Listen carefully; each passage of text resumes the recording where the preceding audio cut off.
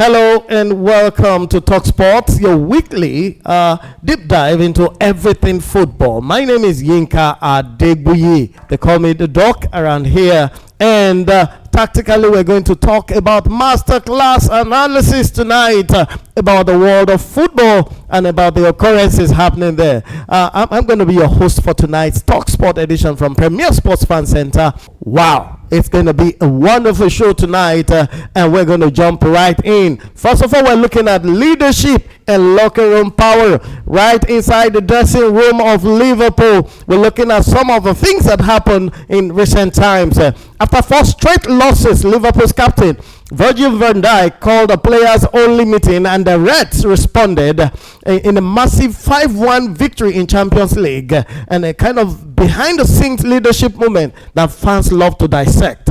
So we're looking here, right here, at what happened at Anfield dressing room. Was Van Dijk's leadership moment a turning point, or was it just a short-term spark, Apollo? Well, it could be both because if you ask me, when you see teams losing 4, 5, 6 games, you see that some players take the responsibility among themselves to organize a meeting between the players to decide if we want to continue to play for this manager or do something, because even what's his name, one of the S player, and I'm trying to remember him, accused recently, Nottingham Forest player of concluding between themselves, to make sure that they sack the coach, the manager. So if you ask me about Liverpool, I think it's the responsibility of Virgil van Dijk as the captain, the leader in the team, and one of the oldest players in that team also, to organize the players and say, "Do what's going on? We cannot continue to lose, 4 games in a row. Not our standard, Right. So not a standard, and that worked, that sparked the engine, and guys went romping in Champions League. So Mike, how important are these closed door moments to the team chemistry and mental reset?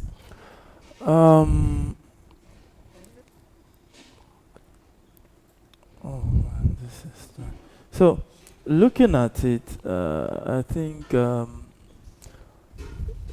with the trajectory of things, with the flow is going down there, I just feel that over time, because you can't just take one game to really reflect on what is going down, but let's give them time. Right. So to you, these moments are not very important to reset? We're talking of mental resets and chemistry. Mental reset and chemistry, I think, on the Liverpool matter. Not particularly. All this one time, all these closed door meetings with captains, how effective are they to the psyche of the players?